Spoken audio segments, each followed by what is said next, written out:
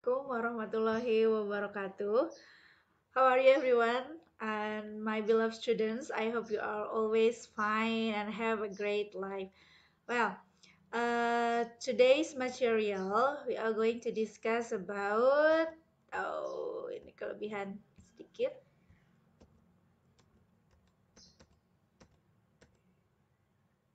Okay. We are going to discuss about procedure text. Minggu yang lalu Ibu udah sampaikan materi ini dan kita akan membahasnya sedikit ya, beberapa bagian yang memang intinya aja supaya kalian mungkin lebih dapat penjelasan gitu. Oke, let's go to the next slide. Nah, procedure text itu apaan sih gitu ya? Procedure text. Nah, procedure text itu is a kind of text which has aimed to inform readers or listeners about how to make or how to do or how to use or operate something. Jadi ini kalau misalkan kalian sering lihat di YouTube, for example, when you watch YouTube and you watch a tutorial about, for example, wearing hijab, misalkan nih tutorial pakai hijab atau misalkan cara-cara masak gitu kan, atau juga tips-tips and trik buat misalkan tips membersihkan toilet misalkan. Nah, itu it's a kind of procedure text. Itu juga bagian dari teks prosedur gitu ya. Kalau di bahasa Indonesianya teks prosedur. Oke, next. Nah, ciri-cirinya apa aja sih procedure text itu? Oke. The first is aim, adanya goal atau tujuan. Ini struktur teksnya ya. Kemudian adanya materials, tools, jadi alat-alat seperti itu. Dan ini memang tergantung jenis teks karena tidak semua procedure text itu memerlukan materials atau tools ya, atau mungkin ingredients ya istilahnya ya, bahan-bahan itu kan tergantung jenis procedure textnya. Oke, next itu ada steps ya, ini wajib. Jadi goal sama steps itu wajib. Nah, ini ya tahapan. Cara-caranya seperti apa? Itu wajib ada di procedure text. Next result, hasilnya seperti apa? Itu juga ada, tapi juga tidak semuanya procedure text memiliki bagian result ini gitu ya. Oke, next. Ciri khasnya. Nah, features ciri-ciri khasnya itu pakai simple present tense. Present tense itu ingat, kalian jangan sampai lupa present tense. Present tense itu yang paling simple.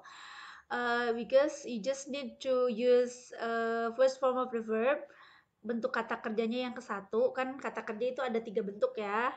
Ada bentuk ke satu, dua, tiga gitu. Nah, untuk present tense ini untuk menyatakan sesuatu yang memang something usual, something routines, atau kondisi saat ini gitu, yang real, general condition, kondisi umum yang memang sedang terjadi, misalkan yang terjadi saat ini seperti itu gitu ya. Itu pakai present tense. Cirinya tadi pakai kata kerja bentuk ke satu. Nah, ciri khas lain dari procedure text itu menggunakan action verb atau kata kerja, ya kata kerja yang menunjukkan satu kegiatan gitu. Dan ini kaitannya juga memang dengan imperative sentence, yaitu kalimat perintah. Jadi kalau di procedure text itu tidak ada subjeknya ya, langsung aja. Nanti kita lihat contohnya deh ya, langsung aja ke action verbnya. Lebih jelas nanti dicontoh. Oke. Dan ini yang jangan sampai kelewat itu sequential conjunction. Jadi dalam procedure text itu ada kata hubung yang digunakan untuk menunjukkan tahapan. Ini contohnya ada ya, first, second, third. Dan yang ini itu, oh sorry, ini ibunya kebalik nulisnya ya, I'm really sorry. Itu kita menggunakan ordinal number atau bilangan bertingkat. Nah kan jenis bilangan itu ada dua ya, ada cardinal number and ordinal number. Kalau cardinal itu bilangan biasa, misalkan nih for example 1, 2, 3, 4, etc. dan sebagainya. Tapi kalau misalkan di procedure text ini we have to use the form of ordinal number atau bilangan bertingkat. first, second, third. Karena ini kan menunjukkan tahapan ya, menunjukkan steps tadi. Jadi kita harus menggunakannya bilangan yang menunjukkan tahapan itu tadi. Jadi pertama, kedua, ketiga, fourth, fifth. Ingat biasanya ada TH-TH-nya gitu ya, TH ujungnya. Fourth, fifth, sixth, seventh, eighth gitu, etc. Atau juga kalian bisa menggunakan conjunction atau kata hubung yang seperti ini. Then, next, finally. Ini artinya kan kemudian, terakhir, kayak gitu ya. Itu bisa seperti itu. Ini contoh yang simpelnya. Contoh lainnya, you can search from internet, bah Google aja ya, tanyakan langsung. Oke, next. Kita lanjut langsung ke contohnya. First sentence here.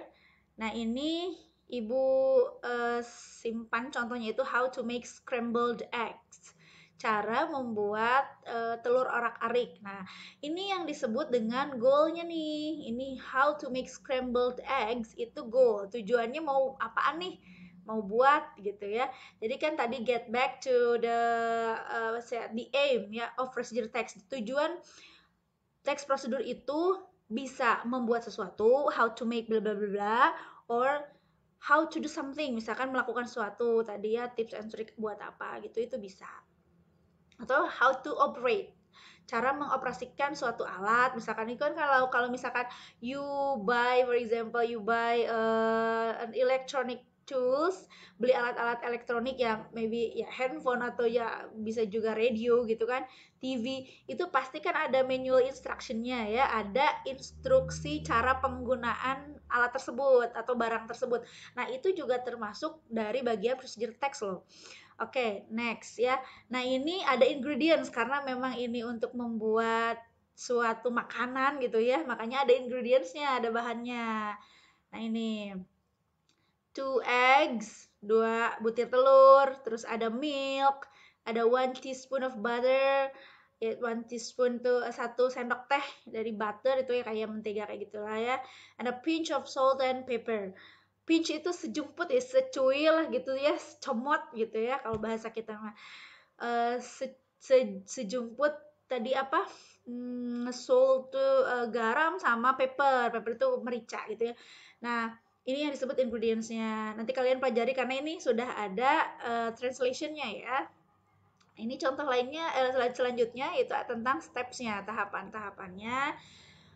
We can find here, nih ada beberapa tahapannya di sini. Nah, lihat nih, ini ada first, ini yang disebut conjunction-nya. Second, after that, nah setelah itu, next, kemudian, atau selanjutnya itu adalah bagian dari conjunction or sequential conjunction, kata hubung yang menunjukkan tahapan. Oke, nih example-nya ya. Ini langsung kita pakai ini kan, langsung pakai kata kerjanya, action verb-nya, or imperative sentence, kalimat perintah. Crack the eggs, pecahkan telurnya into a small bowl, ke dalam mangkok kecil gitu ya. Nah, itu seperti itu. Ini juga ada kata lain misalnya pour the eggs and milk, tuangkan telur sama susunya. Nah, itu juga sama kan imperative. Nah, ini yang dinamakan dengan action verbnya ini nih, crack, pour, fold, lipatlah gitu, remove, repeat itu ya. Remove itu hilangkan atau padamkan mungkin ya panasnya gitu kan, remove eggs from head. Lepaskan juga bisa. Nah, itu yang disebut dengan action verb.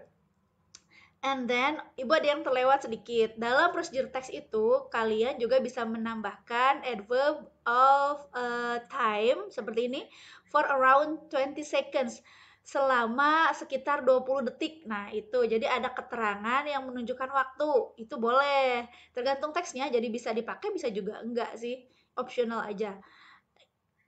And another thing, you can use adverb of place gitu atau adverb of tools gitu ya, keterangan yang menunjukkan satu alat gitu, tapi ini lebih ke place-nya itu tempat, tapi alat gitu, di alat nih kayak gini nih, in a frying pan, jadi dalam sebuah panci goreng gitu ya, wajan lah gitu di kita mah ya. Nah, itu bisa juga dipakai, jadi tergantung jenis teksnya, ada yang memang perlu dan ada juga yang enggak gitu ya. Oke. Simple banget kan procedure text itu, tinggal kalian rajin-rajinnya buka-buka dictionary ya, online dictionary banyak. Sekarang kalian tinggal cari-cari aja. Nah, ini translation-nya kita skip aja.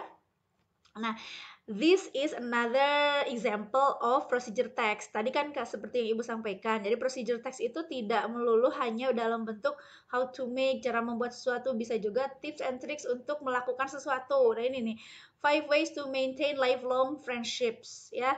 5 cara untuk mempertahankan persahabatan gitu ya.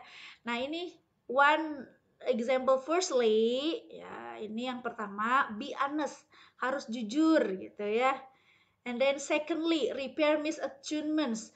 Kalau tidak salah ini yang kedua ini repair misattunements itu maksudnya kayak miskomunikasi gitu ya. Jadi kalau ada kesalahan atau apa tuh harus segera diperbaiki gitu, jangan didiamkan aja. Nah, yang lainnya kalian pelajari sendiri, you can learn by yourself and I hope you can be more creative students. Jangan sampai hanya mengandalkan pembelajaran dari guru aja. Kalian yakin ya, I'm sure you can be smarter than the teacher. Kalian itu bisa lebih cerdas dari gurunya ya, lebih kreatif dari gurunya. Mudah-mudahan kalian nanti bisa belajar lebih semangat lagi, keep your spirit. Tugasnya nanti Ibu share di quizzes. Sebenarnya simple dulu ya tugasnya, jadi lebih ke mengisi dulu tugas soal-soal aja, kuisnya seperti itu. Oke, thank you so much. Again, have a happy life. See you next week. Assalamualaikum warahmatullahi wabarakatuh.